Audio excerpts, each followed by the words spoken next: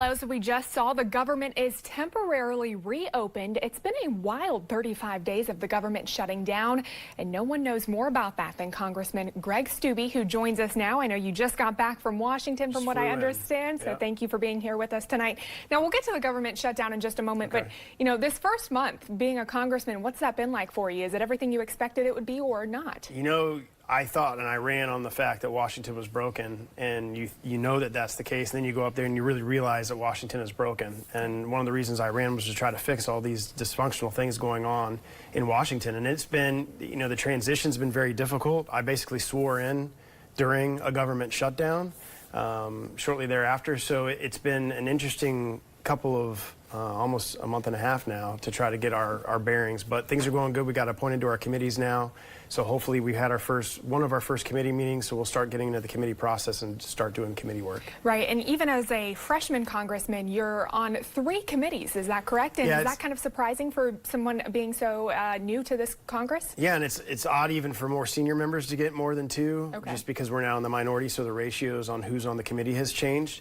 But I'm honored to serve the Sarasota and this constituency in this district on Veterans Affairs, Judiciary and Oversight. Judiciary and Oversight is going to be very active with all the different interviews and testimony that we're probably likely going to have. Okay, and I know new Senator, of course, former Governor Rick Scott said he was kind of disappointed with the way things have been going up in Washington because it has been so hectic. Would you agree with him on that, or where do you stand when it comes to that? Well, it's tough. I mean, in the Senate, they're in a Republican majority. In the House, we're in a Democratic majority. So the Democrats have been doing everything. And one thing that's been very surprising to me, in the Florida legislature, you have a process where bills are filed, they go through a committee, they go through vetting, they go through amendments, and that's not how Nancy Pelosi has been running this House. She puts bills on the floor with a rule that no amendments can be made, and all the members are doing up and down votes. So if you look at the votes, almost everything is by party line, with the exception of maybe 5 or 10 members going one way or the other. So that's been challenging and frustrating from the standpoint of wanting to go up there and do a lot of things that we talked about on the campaign trail. When you're in the minority, so you're outvoted on the floor, the committees aren't even vetting these bills that are getting put on the floor because that's not the process that she's put in place. So it's been kind of frustrating for you up there. Yeah, I mean, it's exciting to be a part of. I had the opportunity recently, yesterday, to congratulate a young woman who didn't know that she had got appointed to the Naval Academy. And so to be able to do things like that is really rewarding. Right, and among your fellow young freshman congressmen, you know, you've got some that are very outspoken. For instance, Alexandria Ocasio-Cortez, some of them being very vocal. What are your thoughts on them? Well, I like to get myself understanding of the process up there. It's very different than the Florida legislature. I don't think she's ever served in any legislature before she got elected. I like to have a understanding of the process and understanding of the things that we're doing. We're just now starting to get briefings on our committees. So before I'm going to go out there on Fox News or other major syndicates to talk about policy that we're working on, I want to get you know, my hands around everything that's going on up there and feel comfortable in the issues that we're going to be dealing with. All right, well, we have a lot more to discuss, but let's take a quick break. We'll have Congressman Greg Steube back in just a moment. Welcome back. Tonight we are joined by Congressman Greg Steube, who is here talking about his first month in Congress in the government shutdown, also some other topics. He joins us straight off the flight from Washington tonight. So I wanted to ask you, I know you haven't proposed anything yet and you're still working on some of those bills, but what are you hoping to propose in this new legislative session? Yeah, getting appointed to the Veterans Affairs Committee as a veteran. I served in Operation Iraqi Freedom. I'm disabled and gone through the VA process, which in my opinion is completely and utterly broken.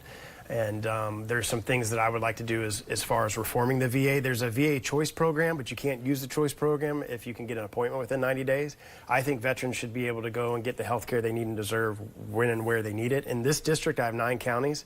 There's some veterans in this district that have to drive 2, 3, 4 hours to get to a veterans clinic, a VA clinic, to get the health care services they need.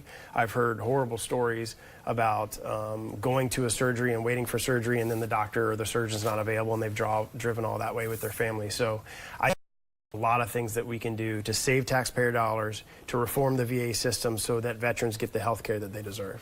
Okay, well, I know you've also submitted numerous gun proposals in the past in regards to the state legislation, and with the Parkland shooting less than a year ago, and we had that shooting earlier this week in Sebring.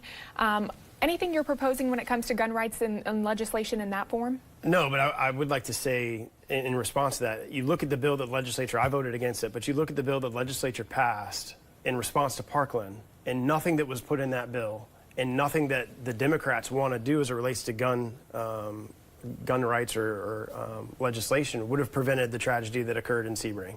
He was 21 years old. He bought a handgun.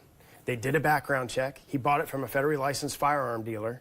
And everything checkpoint that we had in place currently allowed him to legally buy a firearm, and you can't prevent evil. And I was talking with my staff today, and if somebody could have been there and one of those women had a concealed carry permit and been able to protect themselves, they could have stopped him. And unfortunately, there wasn't somebody there with a gun to be able to stop him. And we've had a tragedy. I've been in constant contact with law enforcement there to find out what's going on. There's a vigil on Sunday night at 6 p.m., so I encourage those that are in your listening area that may be in near Highlands County to attend. But it's another tragedy.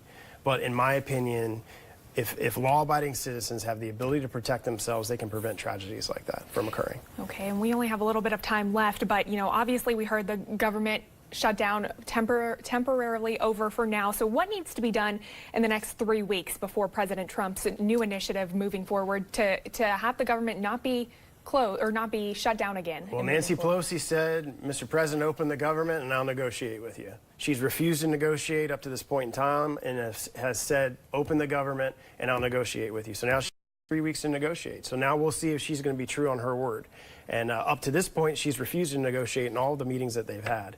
So she told the president, open the government and I'll negotiate. So we'll see if she's going to follow through with that. Do you think there will be a fair compromise when it comes to it in the end? There hasn't been up to this point in time. And what's interesting is Pelosi and Schumer have voted for wall funding before in other bills. And this isn't the president saying, I need $5.7 billion to build a wall. This is our Homeland Security, our Border Patrol people giving him what they need to keep our borders secure. And it's not, he didn't come up with this number, they did. The professionals who put their lives on the line every single day on our border to keep us safe are telling our government and the president this is what they need in order to secure our border. And Pelosi's keeping that from happening. All right. Well, thank you so much for joining us, Congressman Greg Steube. Back up in Washington next on Monday, back at work. So we want to thank him for joining us tonight.